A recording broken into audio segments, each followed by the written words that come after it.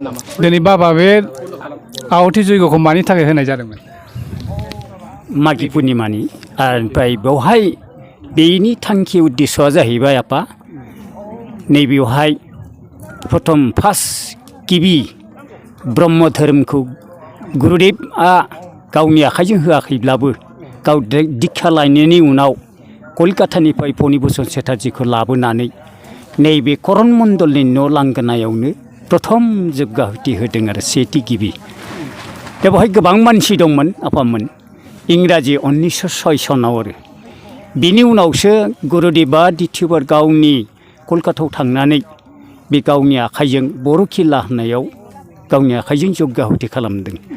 नाथाय जोंनि बे बर'फ्रा बै समाव काजिगाव ओनसोलनि साखाथि फाखाथि मानसिफ्रा जायगा होआखैमोन आफामोन। मानो होनब्ला जों बाथौ सिबियारि बाथौनि सायाव जोंहा फोथायनाय गिलु बालु दंमोन नालाय दा बेवहाय गुरु आफाखौ बुंदों जाहैदों जे थारैनो नोंनि धोरोमा सैथोबा जोंनो मोनसे प्रमाण दिन्थिनांगोन होमब्लासो नोंनि धोरोमखौ जों सैथोआव होननानै सानना लागोन होननानै बे गुरु आफाखौ बर' खिल्लायाव दीक्षा लानायनि उनाव बेखौबो हाग्रायाव थिनहरदों। बेनिफ्रायसो बे गुरुआ बे बाथ्राखौ गनायनानै लानानै बर' खिला हाग्रा सिङाव बे हारसिङै जग्याहुतिखौ होनाय जादों। नाथाय बावहाय गोबां मोसा मुफुर मैदेर लखा बेफोरजों बुंफबनायमोन आरो अब्लाबो बे जग्याहुति होनाय समाव गुरुनि सायाव जेबो आक्रमण खालामनो हायाखैसै। अब्लासो बे साइडनि गिदिर माहाजोनफ्रा दफादारफ्रा बिथांमोनहा गुरुनि सायावसो अब्लासो फोथायनाय फैबाय जे थारैनो सैथो धोरोम माथो रावबो जिब जुनारानो बेखौ जेबो खालामनो हायाखिसै होननानै बिथाङा बिनिफ्रायसो माबानो हायासै हाबनो मोनासै काजिगाव थाजिगाव बेबायदिनो ओनसोलै गिदिंना हमलांबाय आरो दा नैबेवहाय जाहैबाय बे प्रथम करण मण्डलनिनो न' बिसोरो बिदा फंबाय साथाम करण मण्डल चरण मण्डल लचन मण्डल। नाथाय गुरुआ चरण मण्डलनिफ्रायसो सानि थुख्रा बिजाबखौ मोन्दों आइमोन आफामोन दे बे बिजाबखौ मोननानै गुरुआ कलकातायाव थांनानै दीक्षा लानानै फैनानै धोरोमखौ प्रसार खालामनो फैदों। बेनिफ्रायसो बे फणिभूषण चेटार्जीखौ लाबोनानै बेनो प्रथम महायज्ञ होनाय आरो जायगा बे जायगा आरो औ ओरैनो बाबा नुनो मोन्दों बे आहुति खन्दआव जे मोनथाम थाखो दं बे मोनथाम सिरियाव मा ओंथि फोरमायनाय जायो? बे ओंथिया जोंथ' गोदोनिफ्राय आं अबस्से इसिबां थबथबो माबानो हायाब्लाबो जोंनाव ओरैनो सुंद'यै बुंदों गोदोनि मानसिफ्रा गुरुआ फोरमायदों ब्रह्मा बिष्णु महेश्वर त्रिखन्द होननानैबो जों फोरमायो आरो मोनथाम थोरफो बे रोखोमै होननानै जोंनोबो गुरुआ बे जिनिसखौ फोरमायलांनाय जादों आरो दा बेहाय गोबां बाथ्रा दं आफामोन बन जाबनाय सिरिनिफ्राय गासैनिबो बन होनाय जों प्रसाद होनाय सुगन्धि जिनिस होनायफोर बेफोर गासैबो जोंनाव नैबे पद्मजरायाव जोंनि बिनिफ्राय मथा मथि गोदोनिफ्रायनो बे जिनिसखौ लायो आइमोन जेरै पन्चसर्स होनना बुङोब्ला सबाय सिबिं बेसर दालि बे मोनबा जाहैबाय आरो पन्चफल गोरान जातिय भावरा सेलेखा आमलाइ बादाम नारिखेल आरो गोरान जातिय आरो बेबायदिनो प्रतिथा जिनिसखौ मोनबा ज' खालामना मोनबाथा होयोमोन आरो गोदो। दा नाथाय जोंनियाव जों नुयो सर्ट एसे खालामलाबायनाय फिथाइ सामथाइखौबो आरो गोथाङाबो बेबायदिनो मोनबा रोखोम होयोमोन आरो नों गोथां फिथाइ जेसेबांखि थाया आमलायानो जा खान्थालानो जा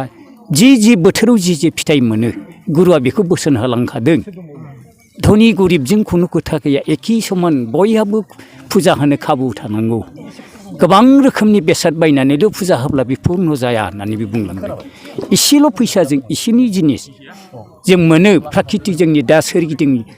जों नुवा होमबा दंफां लाइफां फिथाइ सामथाइ जे बोथोराव बे बोथोरनि फिथाइ सामथाइजों होनानै फुजा होब्लाबो इसोरनिफ्राय प्राप्ति मोनो होननानै गुरुफ्रा बेखौनो बुंलांखादोंमोन आरो ओरैनो बाबा जोंनि बे ब्रह्म समाजाव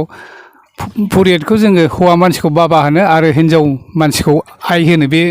बाबा आरो आइनि गेजेराव मा फाराग दङ? जेबो फाराग गैया। बाबायाथ' हारसानिसो जाहैबाय हारसा औ ओमफ्राय जोङो हिन्जावखौ जे आइ होनो माबा मोनसे सोदोबा गाज्रि जायो बे खोथाथ' नङा आफामोन जों गुरुआ बुंदों जे पुरहितखौ जा आफा सोदोबजों होनांगौ बिनिखौथ' आगोलाव बुङाखै पुरहितनो बुंबाय थाबोदों आरो नै दा धोरोमखौ लानानै माखासे जिनिसफ्राव मडिफाइ होनना बुंनाय आरो बेजों जिनिसखौ खालामनानै जा सोरबा सोरबा बुंबाय आफानो बाबानो गोदो थोंजोङै बुङोमोन आफामोन जे पुरहित गुरु होननानै ओरैनो बुङोमोन आरो दा बे जिनिसखौ जोंनाव फैनानै मा लासै लासैनो बे आइनो आफानो बाबानो सोदोबाव बाहायनाय जादों आरो गाज्रि नङा आरो इसिबां आफामोन ओरैनो ब्रह्म धोरोमखौ गोजौआव दैखोलांनांगौआ जोंनि रायजो राजाफ्रा माबायदि खामानि मावनांगोन गोबां खामानि मावगोन आफामोन धोरोमखौ दैखांनो थाखाय जों बयबो जान्दिखानांगोन धोरोमनि सायाव जों फोथायना लानांगोन गुरुनि सायाव जोंहा फोथायनाय थानांगोन दिनै जोंनियाव गुरुनि सायाव फोथायनाय गैयैखाय नैबे जायगायानो साननो थांबा आइमोन आफामोन बे मोनसे गोथार जायगामोन बै समाव गुरुआ जुदि बेवहाय गोथार जायगाखौ मोनामोनब्ला गुरुआ हयथ' ब्रह्म धोरोमखौ जोंखौ बर' जाथिखौ रैखा खालामनो हानाय नङामोन बर'आ बिनि आगोल मालाय हारिजों मुगैजादों बे गामियावनो 16 मन मालाय हारिनिफ्राय माइ मोनबोदों आइमोन आफामोन रोखा रोखा नामाबो दं बे बामोन बोराइमोननो बे साया गोग्लैनायनि थाखाय नांनायनि थाखाय एकबारैनो 16 मन माइखौ हारसाफ्रा हरदों जासिनो ओइ धान क्लाफोरनि लै नालागे आमाक आपना साया लागिसे लै जा आमी नाखावनो হয় दा होमब्ला जों बेसेबां सायखौनो मुगैयो होमब्ला जों बेसेबां मलखन दा थिग ओंखायनो आफामोन बे जिनिसाव गुरुआ जखन आश्रय मोननानै धोरोमखौ लानानै अस्त्र बाहायनानै धोरोमखौनो सारा आसामाव बर'खौ रैखा खालामनो हालांदों बे बेसेबांबा गिदिर खोथा आरो अब्ला नैबे जायगाखौ जोंनि जेसेबां भक्तफोर दंमोन साननांगौमोन आफामोन बेयाव माबा मोनसे गोथार धोरोमनि तीर्थस्थान बायदि जोंब्लाव माब्लाव जानांगौमोन आरो जों बर'आ गावजों गाव एसे मामा लायो नालाय आफाफोर डेभेलपआव गाहाय सान बै डेभेलप जागोन बै मामा जागोन नामा बेबादियाव जोङो गुरुनि मावनांगौ हाबाफोरखौ मावनो हालाङाखै बा मावबोआखै ओरैनो बाबा दिनै साबेसिम दिखा लानाय जाखो दिनै आं सानाखै आफामोन आं साबसेथाय 18 जन औ औ दा उनफ्राव लाबावगोन खोमा आफा औ दे बाबा बिदिबा गोजोननाय थाबाय